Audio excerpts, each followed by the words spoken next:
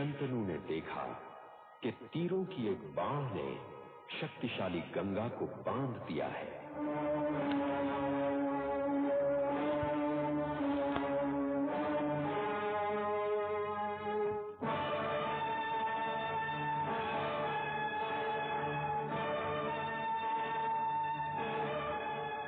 उनकी त्योरियों पर बल पड़े। उन्होंने कंधे से धनुष लिया, धनुष में बाण लगाया और कमान खींची ही थी कि गंगा प्रकट हुई।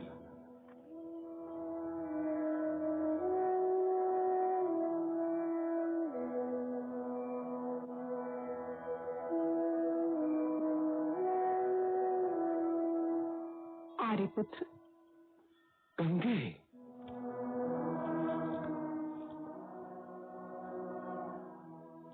तो तुम्हें मुझ पर दया आ ही गई। कैसे हैं महाराज? आत्मा बिना शरीर कैसा हो सकता है प्रिय?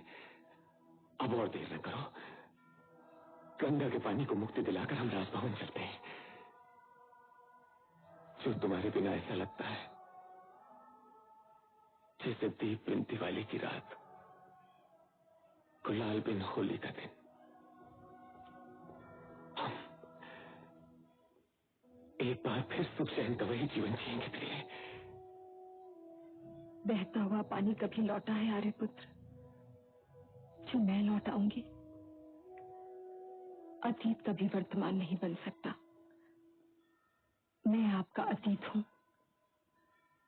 और आपका भविष्य आपको लौटाने आई हूं। तुम्हारे बिना मेरा कोई भविष्य नहीं है प्रिय। है आर्यपुत्र, है, और मैं आपका भविष्य अपने साथ लेकर आई हूं, क्योंकि वास्तव में भविष्य अतीत की कोख से ही जन्म लेता है। वो रहा आपका भविष्य।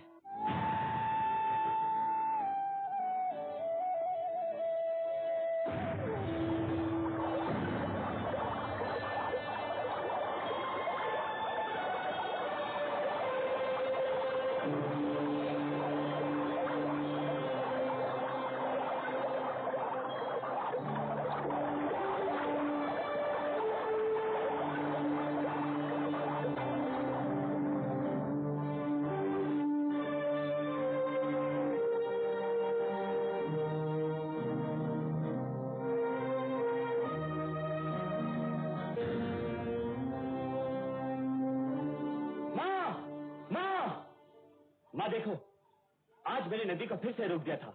हाँ पुत्र, मैंने भी देखा और तुम्हारे पिता महाराज ने भी। पिता महाराज? देख क्या रहे हैं महाराज? अपने पुत्र को संभालिए। पुत्र, अपने पिता महाराज को प्रणाम करो।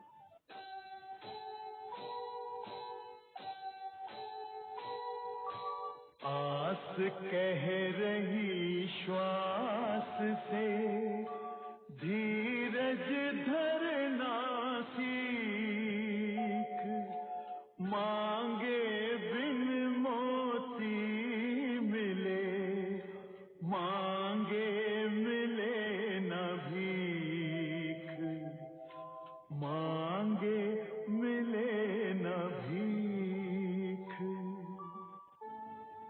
तुम्हारा नाम क्या है पुत्र? माँ ने मेरा नाम देवव्रत रखा है। धनुर्विद्या किससे सीखी है? ऋषि भार्गव से पिता महाराज। आप क्या समझे थे आर्यपुत्र कि मेरी ममता पुत्र प्रेम में अंधी होकर इसे युवराज कह गई? मुझे भरतवंशियों की इस परंपरा का ज्ञान है कि वो जन्म में नहीं कर्म में विश्वास करते हैं, कि वो जन्म भोगी नहीं कर्म योगी होते हैं। मेरे और तुम्हारे पुत्र को योग्य तो होना ही चाहिए प्रिय। यह आवश्यक नहीं था आर्यपुत्र, परंतु हस्तिनापुर की राजगद्दी पर कर्म का ही अधिकार चला आ रहा है।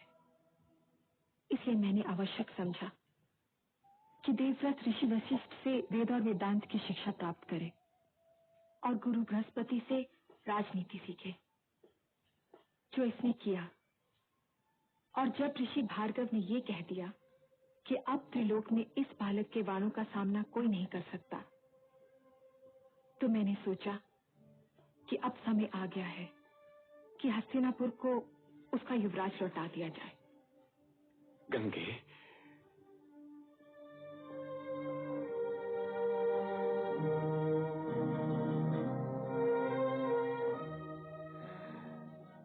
हस्तिनापुरी से पाकर धन्य हो गया। अब तुम अपने पिता महाराज के साथ हस्तिनापुर जाओ, जहां इतिहास तुम्हारी प्रतीक्षा कर रहा है। और आप माते? वृक्ष की छाया वृक्ष से बंधी होती है। वो चाहकर भी यात्री के साथ आगे नहीं जा सकती। तुम्हारे लिए मैं भी एक ऐसी ही छाया हूं, समय के वृक्ष से बंधी हुई। अब तुम अपने पिता महाराज के साथ जाओ और हस्तिनापुर में अपने कर्तव्यों का पालन करो। जो आज्ञा माते।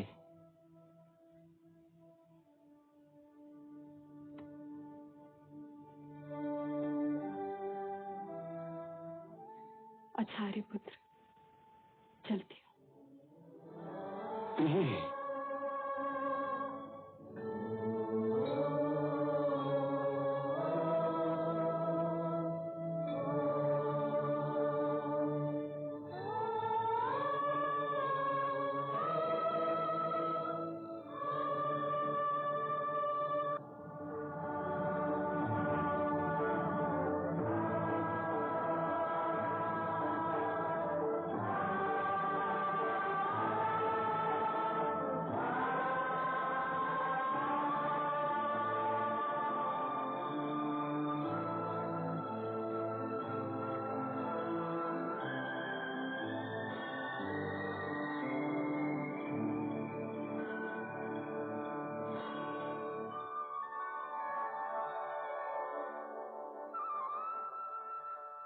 उदास न हो पुत्र।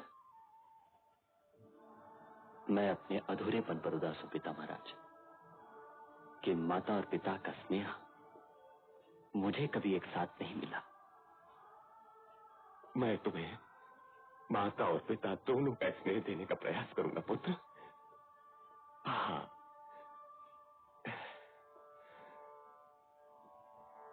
आओ चले।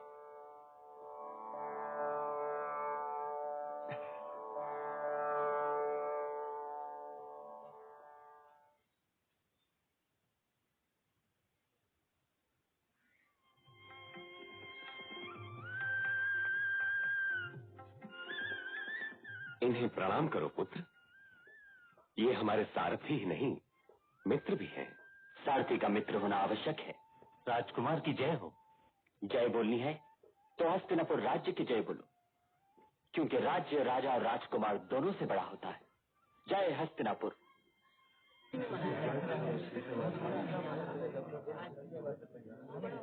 राजकुमार की, राजकुमार की, राजकुमार की, राजकुमार की, राजकुमार की, राजकुमार की, राजकुमार की, राजकुमार की,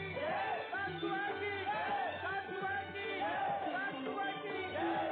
राजकुमार की, राजकुमार की, राजकुमार की, राजकुमार की, राजकुमार की, राजकुमार की, राजकुमार की।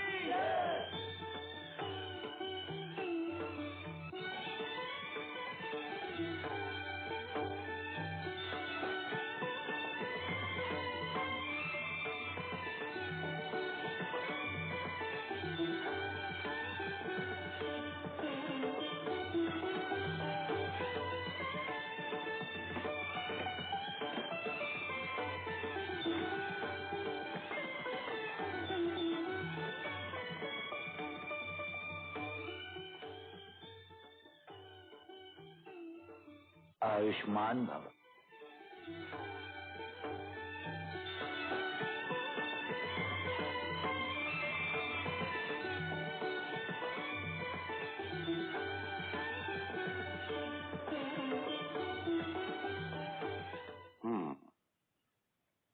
परंतु वत्स, तुम्हें तो तुम्हारी माता ने विद्याधनी बनाकर हमारे पास भेजा है। विद्यार्थी तो सदा विद्यार्थी ही रहता है पिताश्री। विद्याधनी तो केवल भगवान है। विद्यार्थी तो केवल विद्या का प्रसाद ही पाता है। तो फिर ये प्रसाद हमसे बांटो पुत्र। विद्या ददाति विनयम, विनयाति याति पात्रता, पात्रत्वात् धनम आपनोति, धनात् धर्म ततः सुखम।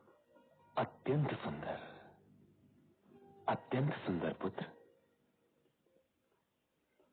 विद्या का प्रसाद है विनय, विनय से पात्रता अर्थात योग्यता मिलती है, पात्रता से धन मिलता है, धन से धर्म के कार्य होते हैं और धर्म कार्य से सुख की प्राप्ति होती है।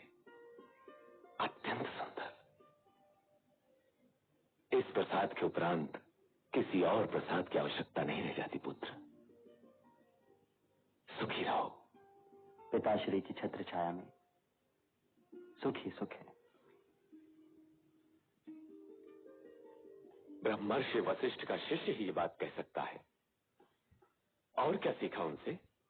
उनसे ये मंत्र मिला है कि हंस दो पंखों के सहारे ही उड़ सकता है।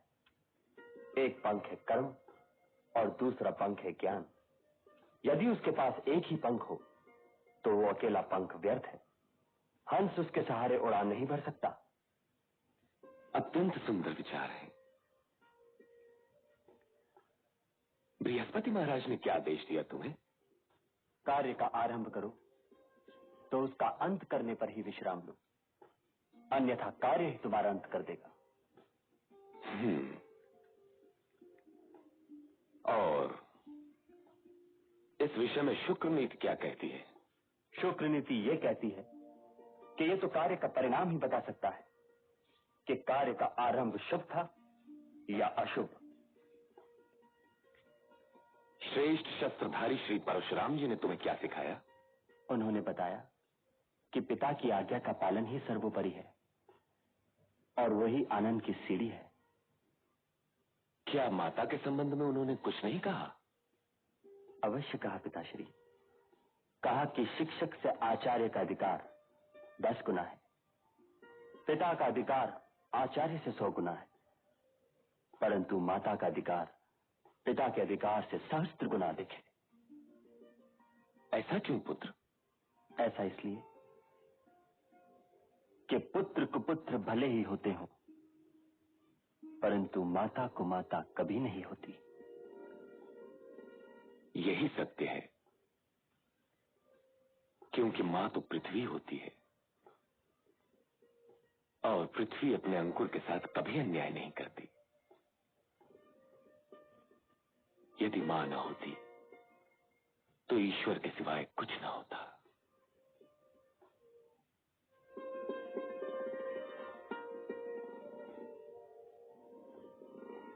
उधर देवलोक में मनोरंजन के क्या साधन है पुत्र? चौसर वहां पे भी होती है पिता महाराज, परंतु गोटियां दूसरे प्रकार की होती हैं। वहां पर गोटियां होती हैं मनुष्य। अच्छा? जी हाँ पिता महाराज। और दूसरा अंतर यह भी है कि वहां पासा काल से फिकवाते हैं और उसी से गोटियां